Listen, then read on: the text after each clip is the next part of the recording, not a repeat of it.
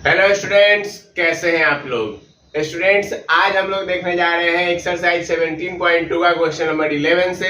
पिछले लेक्चर में हम लोगों ने क्वेश्चन नंबर 10 तक देख लिया था, तो यदि आपने वह लेक्चर नहीं देखा है तो आप डिस्क्रिप्शन चेक करें, आपको उस लेक्चर का लिंक वहां पर मिल जाएगा। तो चलिए शुरू करते हैं आज के लेक्चर को बिना किसी देरी के।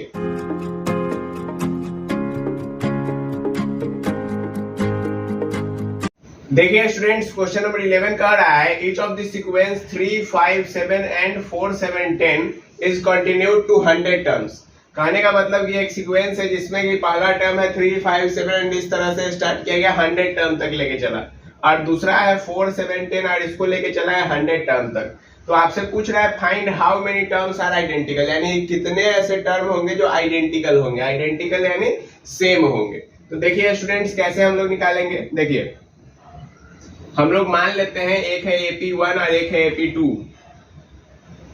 फॉर AP फर्स्ट, यानी कि पहले AP के लिए देखिए क्या है, 3 है, फिर 5 है, फिर 7 है एंड सो ऑन।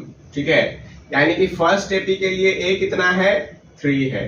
अच्छा, D कितना है, 5 - 3 यानी कि 2 है। क्लियर है स्टूडेंट्स। तो हमको क्या निकालना है, हमको निकालना है इसका 100 टर्म। क्यों 100 टर्म चाहिए, क्योंकि ये 100 टर्म तक कंटिन्यूड है। तो यानी कि हम लोग क्या करेंगे, हम लोग निकालेंगे T100। तो T100 क्या होगा, A + n-1 इंटू D होता है। अच्छा, A का वैल्यू है 3 और n का वैल्यू है 100 और -1 इंटू 2, यानी कि 3 + 99 इंटू 2, यानी कितना हो गया ये 99 2 या 198 और 198 3 कितना आ गया स्टूडेंट्स, 201। यानी कि इसका जो 100 टर्म आ गया वो कितना आ गया, 201 आ गया। क्लियर है। अब देखिए सेकेंड एपी के लिए यदि हम देखें, सेकेंड एपी के लिए तो A कितना है, 4 है, फिर 7 है, फिर 10 है एंड सो ऑन। इसमें भी 100 टर्म तक। तो A आपका 4 है, D आपका कितना है, 7 - 4 यानी कि D आपका है स्टूडेंट्स 3। तो आपको यदि निकालना है 100 टर्म, तो आप क्या कीजिएगा, A + n-1 इंटू D, यानी कि आप क्या कीजिएगा, फर्स्ट टर्म कितना है 4, तो 4 + 100 - 1 इंटू 3, यानी कि 4 + 99 इंटू 3, यानी कितना आएगा, 9 3 या 27 और 9 3 या 27 29, यानी कि ये कितना आ जाएगा 301। कितना आ गया स्टूडेंट्स, 301। अब देखिए यदि हमारा आइडेंटिकल टर्म होता है, क्या बोला मैंने, यदि हमारा टर्म आइडेंटिकल होता है तो मैक्सिमम वो कहां तक जाएगा, 201 तक जाएगा। यानी कि हमको जो है क्या बनाना पड़ेगा, हमको एक न्यू एपी बनाना पड़ेगा। ठीक है, जिसमें कि हम लिखेंगे टर्म। तो देखिए यहाँ पे पहले हम कुछ टर्म और इसमें लिख लेते हैं। तो क्या है, 3 है, फिर 5 है, फिर 7 है, फिर क्या होगा 9 होगा, फिर 11 होगा, 11 के बाद कितना हो जाएगा स्टूडेंट्स, 11 के बाद फिर 13 होगा एंड सो ऑन, इस तरह से चलेगा। इसमें देखिए, इसमें लिखिए 4 है, फिर 7 है, फिर 10 है, 10 के बाद कितना हो जाएगा 13, 13 के बाद कितना होगा 16 एंड सो ऑन, इस प्रकार से चलेगा। तो देखिए यदि अब आपको इसका एपी लिखना है तो आप क्या करिएगा स्टूडेंट्स, आप जो है आप लिखिएगा न्यू एपी। अब न्यू एपी कितना हो गया, न्यू एपी जो हुआ वो हुआ आपका पहला। देखिए दोनों में कॉमन क्या है, आइडेंटिकल मतलब सेम, तो दोनों में सेम क्या है, पहला है 7 तो 7 हो गया। 7 के बाद देखिए क्या है 13, तो 13 हो गया। 13 के बाद फिर यानी कि आपको कॉमन डिफरेंस कितना का दिख रहा है, 7 है, फिर 13 है, फिर 6 का कॉमन डिफरेंस यानी कि 19, और ये मैक्सिमम कहां तक सेव हो सकता है, तो 201 तक। क्लियर है स्टूडेंट्स, कोई प्रॉब्लम नहीं। तो अब हमको क्या करना है, इसमें n निकालना है। तो देखिए Tn का वैल्यू कितना हो गया, 201। अच्छा, Tn क्या होता है, तो A + n-1 into D, A + n-1 into D का वैल्यू कितना हो गया 201। अब A का वैल्यू कितना है, A का वैल्यू है 7, n हमको निकालना है, D का वैल्यू कितना है, तो D है 6 बराबर 201। देखिए अब यहाँ पर जो है, यहाँ पर क्या है 7, इसमें से सब्ट्रैक्ट हो जाएगा। ठीक है, 7 सब्ट्रैक्ट कीजिए, तो या फिर इसको आप जब सॉल्व कीजिएगा देखिए क्या आएगा, डायरेक्ट मैं लिख दे रहा हूँ 6n बराबर 200। ठीक है, कैसे लिखा देखिए, 7 + 6n - 6 बराबर 201। तो 7 - 6 हो गया 1, और यहाँ पे 1 जो है उधर जाके सब्ट्रैक्ट हो जाएगा। तो यहाँ से देखिए n का वैल्यू कितना आएगा 200/6, 200/6 यानी कि इसको यदि आप काटिएगा तो कितना आएगा, 6 3 जा 18, 2 20, 33 पॉइंट समथिंग आएगा। ठीक है, 33 पॉइंट समथिंग। यदि n का वैल्यू पॉइंट में आ गया यानी कि n जो है उससे एक ज्यादा लेना है, तो यानी कि यहाँ पर जो है, यहाँ पे इक्वल टू का साइन नहीं लिखिए, greater than or equal to लिख दीजिए। ठीक है, यहाँ पे क्या कर दीजिए, greater than or equal to लिख दीजिए, वो आपको ज्यादा सुटेबल रहेगा। ठीक है स्टूडेंट्स, तो यहाँ पे n बराबर क्या आप लिखिएगा, n बराबर लिखिएगा 34। उम्मीद है आपको क्वेश्चन नंबर 11 समझ में आया होगा। देखिए स्टूडेंट्स, क्वेश्चन नंबर 12 क्या है। क्वेश्चन नंबर 12 है, find the number of all positive integer of 3 digit divisible by 5। यानी क्या हुआ कि आपको जो है जितने भी 3 डिजिट के सारे पॉजिटिव नंबर को हमको लिखना है, जो कि किससे डिविजिबल होगा, 5 से डिविजिबल होगा। देखिए, यदि आप 3 डिजिट के पहले नंबर को देखें जो 5 से डिविजिबल है, तो वो क्या होगा, 3 डिजिट का पहला नंबर स्मॉलेस्ट नंबर होता है 100, तो 3 डिजिट का जो पहला नंबर होगा जो 5 से डिविजिबल है वो होगा 100। उसके बाद क्या होगा, फिर 5 से डिविजिबल यानी कि 105, उसके बाद 110, और 3 डिजिट का ग्रेटेस्ट नंबर कितना होता है, 999। लेकिन हमको क्या कह रहा है सवाल में कि 5 से डिविजिबल होना चाहिए, तो 3 डिजिट का वह ग्रेटेस्ट नंबर जो 5 से डिविजिबल होगा वो क्या होगा स्टूडेंट्स, वो होगा 995। क्योंकि यदि 1000 पे चले गए तो 1000 4 डिजिट का नंबर हो जाता है। क्या आपको इतना बात समझ में आया कि हमने एपी कैसे लिख दिया। 3 डिजिट का नंबर कह रहा है, तो 3 डिजिट का सबसे छोटा नंबर होता है 100 और ग्रेटेस्ट नंबर 3 डिजिट का कितना होता है, 999।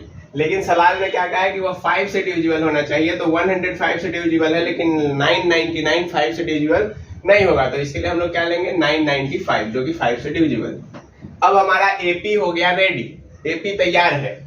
अब आपको क्या करना है, अब आपको जो है बस फॉर्मूला लिखना है और इसको सॉल्व करना है। देखिए, यहां से ए का वैल्यू कितना है, 100, ओके। डी का वैल्यू कितना है, देखिए 105 माइनस 100, दैट इज कितना आ गया, सब्ट्रैक्ट कीजिए, कितना आता है, 5, वेरी गुड। और टीएन का वैल्यू कितना है, 995। तो यहां से आप देखिए कि a plus n minus 1 into D जो है ये कितना के बराबर हो जाएगा, समझ में आया। ये कितना है, डी का वैल्यू देखिए, यहां से कितना आ जाएगा, n माइनस 1 इंटू 5 बराबर कितना हो गया, 995 माइनस 100, यानी कि n माइनस 1 इंटू 5 बराबर कितना हो गया, 895, यानी कि n माइनस 1 बराबर कितना हो जाएगा, 895 बाई 5। ठीक है, 895 बाई 5 यानी कि कितना आ जाएगा, 179। ठीक है, कितना आएगा, 179। तो n बराबर कितना आ जाएगा, 179 प्लस 1 इक्वल्स टू 180। यानी कि जो आपको पूछ रहा था find the number of all positive integer of 3 digit divisible by 5, तो ऐसे अंक कितने हो जाएंगे स्टूडेंट्स, 180। कितने हो गए स्टूडेंट्स, 180। क्या आपको कोई परेशानी इसमें नहीं है। तो चलिए अब हम लोग बढ़ते हैं क्वेश्चन नंबर 13 की ओर। देखिए स्टूडेंट्स, क्वेश्चन नंबर 13 कह रहा है for an AP so that tm plus t2n plus m equals to 2 times of tm plus n। इसमें 13 में 2 क्वेश्चन है एक्चुअली, इसमें मैंने एक सवाल आपके लिए सॉल्व करूंगा मैं, और दूसरा जो सवाल है वो आप खुद ट्राई करेंगे। तो चलिए पहला सवाल हम लोग सॉल्व करते हैं, और सवाल है tm plus t2n plus m equals to 2 times tm plus n। तो देखिए सबसे पहले हम LHS को लेंगे और LHS को ही सॉल्व करने जा रहे हैं। तो LHS है अपना tm plus t2n plus m। अब यदि हम इसको सॉल्व करते हैं तो ये हमारा क्या आएगा, देखिए ये आ जाएगा a plus m minus 1 into D, और ये कितना आ जाएगा, ये आ जाएगा a plus 2n plus m minus 1 into D. क्या इतना बात क्लियर है आपको। अब आप इसको सॉल्व करेंगे तो कितना आएगा, a plus md minus D plus a plus 2nd plus md minus D. यानी कि जब आप इसको सॉल्व करेंगे तो देखिए ये क्या आ जाएगा, 2a plus 2md plus 2nd और माइनस 2d। ठीक है, अब आप हर एक टर्म में से 2 को कॉमन ले लीजिए, तो क्या बचेगा यहाँ पर, a plus md plus nd minus d। क्या यही बचेगा। अब देखिए यहाँ पे आप यदि हर एक टर्म से d कॉमन लें तो क्या बचेगा m प्लस n माइनस 1। और यदि आप 2 times of T M plus N का फॉर्मूला लिखेगा यानी कि टी एम प्लस एन का फॉर्मूला लिखेगा तो आप क्या लिखेगा a plus m plus n minus 1 into D. तो क्या आपको यही चीज यहाँ पर बनता हुआ दिखाई देगा, यानी कि इसको हम लोग क्या कर देंगे टी एम प्लस। कोई परेशानी है स्टूडेंट्स?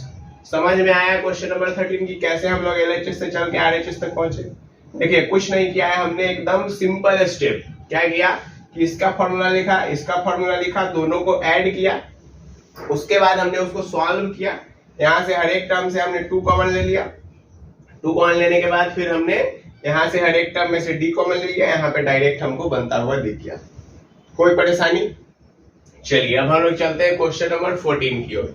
देखिए क्वेश्चन नंबर 14 कह रहा है determine the number of terms of an AP 3, 7, 11 से लेकर 399 तक, also find its 20th term from the end. देखिए यदि आपको कहा जाए nth term from the end निकालने के लिए, क्या बोला मैंने, nth टर्म फ्रॉम इंड, तो उसके लिए एक फॉर्मूला आप लगा सकते हैं l minus n minus 1 into D. ठीक है, l minus n minus 1 into D, ये उसके लिए बेस्ट फॉर्मूला रहता है। नहीं तो आप फिर जाके टोटल नंबर ऑफ टर्म पता करके लास्ट से घटा के वैसे भी निकाल सकते हैं, लेकिन यदि आपको डायरेक्ट निकालना है तो आप यहाँ से डायरेक्ट भी निकाल सकते हैं। कोई परेशानी नहीं। चलिए देखिए तो क्वेश्चन नंबर 14 क्या कह रहा है कि आपको नंबर ऑफ टर्म निकालने हैं। तो देखिए यहाँ पर a कितना है, a है 3, अच्छा, d कितना है, d है 7 minus 3 that is 4, okay, and tn आपको कितना दे रखा है, tn दे रखा है 399।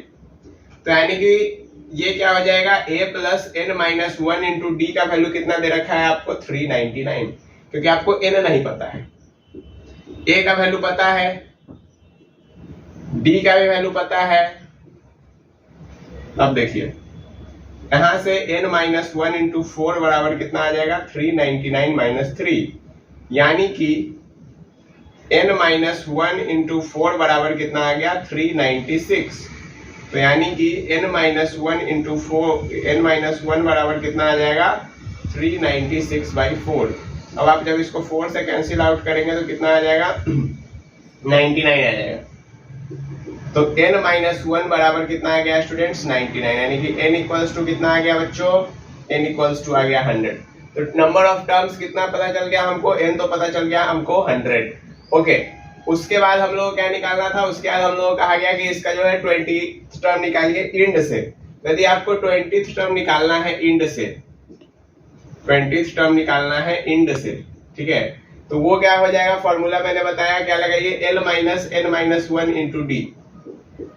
l का वैल्यू कितना है बताइए, l मतलब होता है लास्ट टर्म, तो लास्ट टर्म कितना है 399 माइनस n का वैल्यू कितना है, n का वैल्यू कितना है, तो देखिए n है आपका यहाँ वाला डालेंगे, कौन सा कह रहा है, तो 20th कह रहा है, तो यानी कि 20 माइनस 1, ये n नहीं डालेंगे, ये तो टोटल नंबर ऑफ टर्म्स हो गया, ठीक है, ये n नहीं डालेंगे हम लोग, n कौन सा डालेंगे, तो जो कह रहा है वो। और d कितना है, तो d है आपका 4, तो कितना आ गया 399 माइनस 19 इंटू 4, 19 4 जा कितना होता है 76, तो 399 माइनस 19 4 जा 76 हो गया, घटा दीजिए, 9 में से 6 गया 3, 9 में से 7 गया 2 एंड दैट इज 3, यानी कि 323 आपका आंसर होगा। समझ में आया स्टूडेंट्स? कोई परेशानी नहीं है। अब यदि आप चाहें कि हमको टोटल नंबर ऑफ टर्म्स पता है, हम जो है 20 टर्म पीछे करके आके उसके बाद सॉल्व करेंगे, तो उस तरीके से भी आप सॉल्व कर सकते हैं, उसमें भी कोई दिक्कत नहीं है। समझ गए? क्लियर है? चलिए अब हम लोग चलते हैं क्वेश्चन नंबर 15 की ओर। स्टूडेंट्स क्वेश्चन नंबर 15 कह रहा है if Tn is an AP such that T4 by T7 equals to 2 by 3, find T8 by T9, यानी कि T4 by T7 आपको दे रखा है, T8 by T9 आपसे पूछ रहा है, ठीक है। तो देखिए हम लोग क्या कहेंगे, हम लोग ये काम करेंगे कि हम लोग मान लेंगे कि T4 बराबर 2 है और T7 बराबर 3 है, ठीक है, डायरेक्ट। तो T4 का फॉर्मूला क्या होगा, a plus 4 minus 1 into D equals to 2, यानी कि a plus 3d equals to कितना आ गया students 2, very good. And T7 क्या होगा, a plus 7 minus 1 into D equals to 3, यानी कि a plus 6d equals to 3, very good. अब आपको क्या करना है, इसको पहला इक्वेशन मानिए, इसको दूसरा इक्वेशन मानिए। अब यहाँ से आप linear equation in two variable, जो कि हम लोगों को 10th में पढ़ाया जाता है, उससे हम लोग ए और डी का वैल्यू निकालेंगे। That's very good. तो सॉल्विंग लिखेंगे, सॉल्विंग फर्स्ट एंड सेकेंड। देखिए क्या होगा, a plus 3d equals to 2 and a plus 6d equals to 3. We have to only subtract it and cancel it. We get that minus 3d equals to minus 1, that is d equals to 1 by 3. When we put d in this equation, equation 1 and equation 2, whichever we want, then we get the value of a. Okay, तो let's substitute the value of d. तो जब आप value of d डालेंगे पहला equation में, तो a plus 3 into 1 by 3 equals to 2 हो गया, 3 से 3 कैंसिल, तो a बराबर 2 minus 1 that is 1 आ गया। तो a का वैल्यू कितना आ गया स्टूडेंट्स, 1 आ गया। अब हमको क्या निकालना है, T8 by T9। तो देखिए T8 निकालिए, a प्लस कितना हो जाएगा 7d, यानी कि 1 plus 7 by 3, ठीक है, क्योंकि d का वैल्यू कितना है 1 by 3। जब आप इसको सॉल्व करेंगे तो क्या आएगा 10 by 3। Very good. T9 निकालिए, तो a plus 8d, तो ये क्या हो गया 1 plus 8 by 3, that is 3 plus 8 11 by 3। Very good. आपने T8 और T9 निकाल लिया। अब हमको T8 by T9 निकालना है, तो हम लोग क्या लिखेंगे बच्चों, T8 by T9 बराबर 10 by 3 by 11 by 3, 3 मर गया, कितना आया 10 by 11। तो T8 by T9 का वैल्यू कितना हो गया 10 by 11। क्लियर है यहाँ तक? इस क्वेश्चन में कोई डाउट नहीं है। चलिए वेरी गुड। अब आते हैं हम लोग क्वेश्चन नंबर 16 की ओर। देखिए इस क्वेश्चन में थोड़ा सा ठीक है, एकदम थोड़ा सा आपको लॉग का प्रॉपर्टी आना चाहिए, ठीक है। जैसे कि यदि आप लॉग को, जैसे लॉग ए बी लिखा हुआ है, इसका मतलब क्या होगा, ये होगा लॉग ए प्लस लॉग बी, ठीक है, इस प्रकार से समझे बात। यदि मान लीजिए कि log ab स्क्वायर लिखा हुआ है, तो ये क्या हो जाएगा log a plus 2 log b, ठीक बात। कहने का मतलब ये हुआ कि आपको थोड़ा सा log का प्रॉपर्टी आना चाहिए। मतलब क्या, थोड़ा सा log का प्रॉपर्टी आना चाहिए, इसका मतलब ये है बच्चों कि आप जैसे log में क्या होता है ना, कि जैसे मल्टीप्लाई में लिखा हुआ है, तो वह जब टूटेगा तो वह प्लस में टूटेगा। यदि पावर है तो पावर जो है वह पहले आ जाता है, ठीक है। जैसे कि यहाँ पे बी स्क्वायर था तो ये 2 पहले आ गया, इस प्रकार से, ठीक है। तो यही बात, बस इतना आपको पता होना चाहिए, जो कि मैंने आपको बता दिया।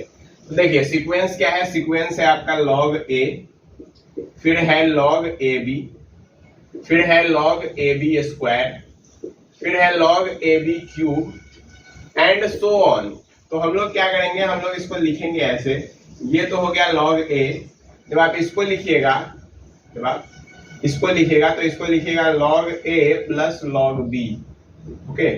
जब आप इसको लिखिएगा तो आप लिखिएगा log a plus 2 log b।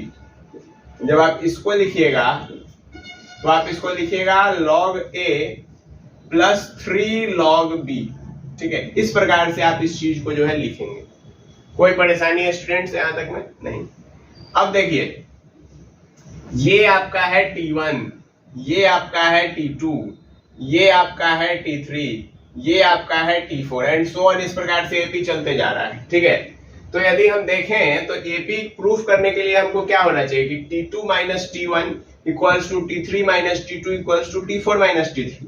तो जब हम लोग देखें T2 माइनस T1 करते हैं तो कितना आता है log b plus log a minus log a, log a मर गया, बचा क्या log b। Very good.